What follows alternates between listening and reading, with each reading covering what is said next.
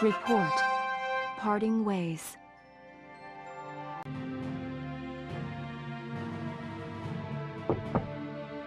Sir, may I come in? Grease, any results on that thing I asked you to look into? Yes, sir. For starters, this bullet you gave me. Its shape and markings perfectly match rounds used by an experimental Gallian sniper rifle. I see. So Alicia really was shot by someone inside the Gallian force. So, any leads on who fired it? Yes, sir. Tell me, Grease. The night before the shooting, records show Lieutenant Lanzet checked out the rifle. What? Valdio had the gun? Are you sure that's not some mistake? It's rare for a tank commander to ask for a sniper rifle, so the clerk remembered him. Sir, only 2 of those rifles exist right now. One is confirmed to be locked in the arsenal. The other was checked out to Lieutenant Lanzet and has yet to be returned. I can't. It's hard for me to believe, too. Valdio? It couldn't be.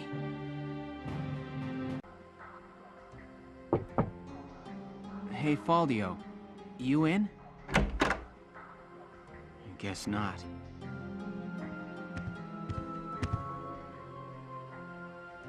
Notes on the Valkyrian race.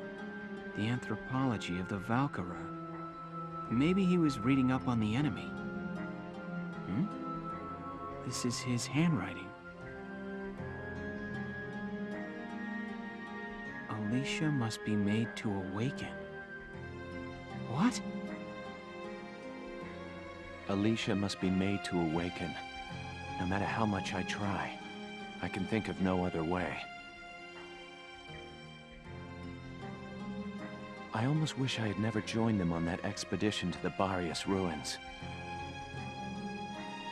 I'm convinced that the inner chamber was built to admit only Valkyra. But the door opened at her touch. That could only mean that the blood of their tribe courses through her veins. Still, I was shocked to find her bathed in that uncanny light that night in the field. Though I doubted my eyes, I never once doubted. That light was the Valkyrian blue flame. Ultimately, I had no choice but to accept the simple truth that Alicia is one of them. I'd already begun to question all I knew. The walls of the temple sanctum were inscribed with the Valkyra's account of history. History as it truly was. We are all taught of the Darkson calamity, and how their actions forever scorched the land. But this account told a different story. The Valkyra invaded this land from the north, slaying the indigenous Darkson people as they came. Their grasp of Ragnite technology and the art of war were vastly superior. They trained the destructive power of Ragnite on the Darkson's land, burned it to ash, then had the gall to pass the blame for their inhuman deeds off on their Darkson slaves. Darksons have borne that stigma ever since, while the Valkyra became godlike saviors. The victors simply rewrote the history books. The Barius ruins promulgate a lie to all but their own descendants as hard fact. Reading about the Valkyra's power, the true face of these saviors, left me stunned. Yet at the same time, I cannot help but think of how useful it could be to us now. Since then, I've investigated every text and report on the Valkyra I could find. They lead me to believe that at least a few scions of the Valkyra must have survived to this day. All across Europa, these rare individuals live and die unaware of their own nature. But history has recorded rare cases of individuals who have awakened to their powers. Their stories share one common thread. All of them suffered grave wounds before awakening. If those accounts are correct, the blood of the Valkyra stirs at the approach of death. Their power, having slept for thousands of years, bursts awake at one step shy of the end.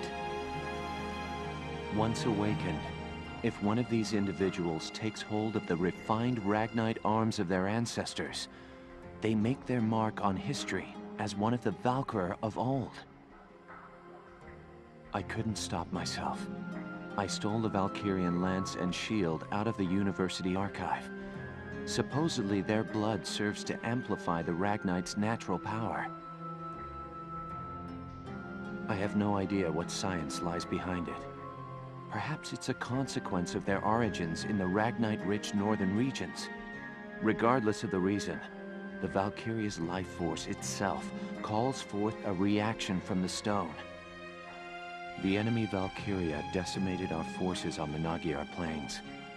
I could not afford to stay my hand on account of ethics. I had the rifle, and I forced myself to use it. I shot her.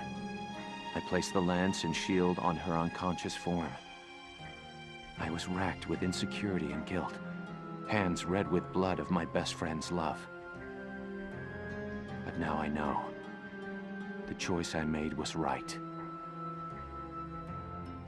Faldio! Hello, Lieutenant Gunther. Is something wrong? Faldio, where is he? Sir, Captain Virat just called him in. He left only a minute ago.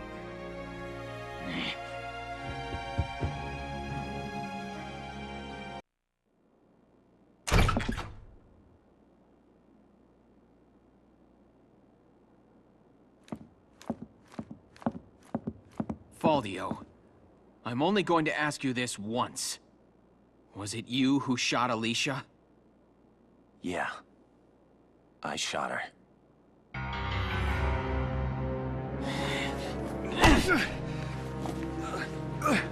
Tell me why. Why did you have to shoot her? The people. Gallia needed her. Now let me ask you a question. How else do you think we could have won that battle?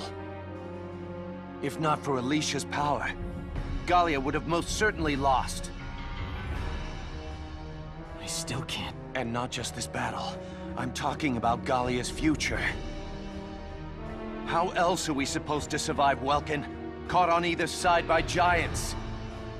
It's Alicia, our Valkyria. She's the only one who can protect us from them. Wrong. Our side gaining power won't end this war. All it does is escalate the conflict. That's enough. Listen to each other. You may both be right, but still, you're both very wrong. I don't claim to have the perfect answer either. However, regardless of the reason, attacking one of your own comrades is deplorable. By Gallian military law, I remand you to the stockade until further notice, Faldio. And you, Welkin. 24 hours in isolation for engaging in fisticuffs.